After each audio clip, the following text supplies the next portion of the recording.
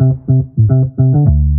everybody, Scott Hogan coming to you from the Scott Hogan Golf Performance Center. Today we want to talk to you about a topic that I think is almost taboo in golf, but it's really important to getting better, and that is a topic of error detection.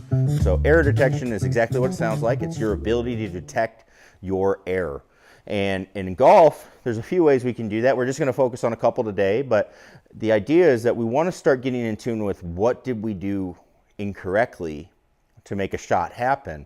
And I think a lot of people don't want to hear this. When I start talking to them, they'd rather know, how do I do it right? Okay, that's all I want to know. How do I do it right? And there's a little bit of a flaw in that thinking, because there's quite a few different ways to do it right. And you know, whatever way gets the ball in the hole faster, that's the right way. But the issue too is there's such fine tuning that goes on. If you were to show how to do it right, there's so much fine tuning that goes on with your golf swing. It can be really tough to replicate exactly what you were doing to do it right. So the other thing about error detection is, in a roundabout way, you're actually teaching yourself the right way to do it, because there's a process that goes on in our head when we're starting to think about our misses and what goes on in a swing. It's a good idea to start labeling in our minds what was good and what was bad. So if you hit a great shot, it's always good to think about it for a second and say, hey, that was good. Same thing goes when you make an error. You want to start labeling that as an error so that your brain can start registering and say, hey, that's something I don't want to do again. So let's give a few examples of what error detection could look like. So we're going to start talking about a full swing. All right, so I've got just an iron here, and we're going to talk about one of the key areas, which is the club face. So as I go through and start making swings, let's say I'm going to hit this shot, and as soon as I hit it, without even looking, I already know that ball went right, okay?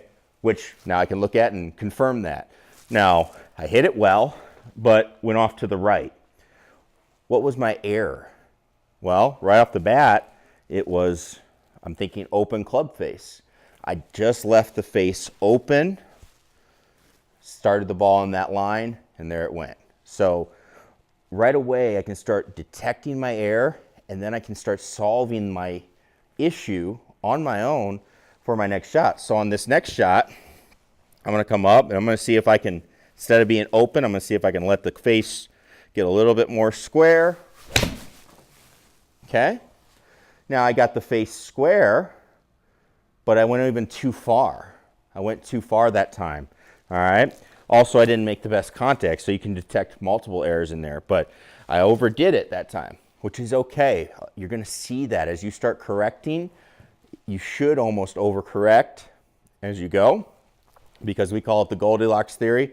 One's too hot, one's too cold. The third one usually can be just right as we go and start trying to get the ball towards our target. So you can see that one not as far right. If I keep hitting shots and I'm just feeling the club face, trying to feel my error, I'm going to start working my way closer and closer to that line. The other area that you'll see this quite a bit is in putting with speed control. Being able to detect right away if you hit it too hard or too soft.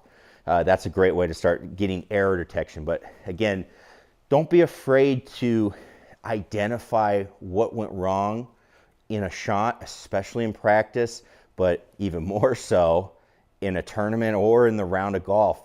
That was one of the errors in my own game that I made as an aspiring pro, is I always thought I had to be perfect to shoot scores that would get me to the PGA Tour level. And we've seen of late, especially, we had Tiger Woods come back. You definitely don't have to be perfect to compete. It's just about understanding what's going on and being able to put the picture in your head. And this is a great way to do it as you practice, is start identifying the errors and seeing what you can do to correct those right on the fly. So give it a shot as you practice. Again, we'd love to help you out with your game shooting lower scores, so please leave comments letting us know what you would like to work on, and we'll be happy to make some videos to help you out and help you shoot lower scores. So thanks, and we'll see you in the next video.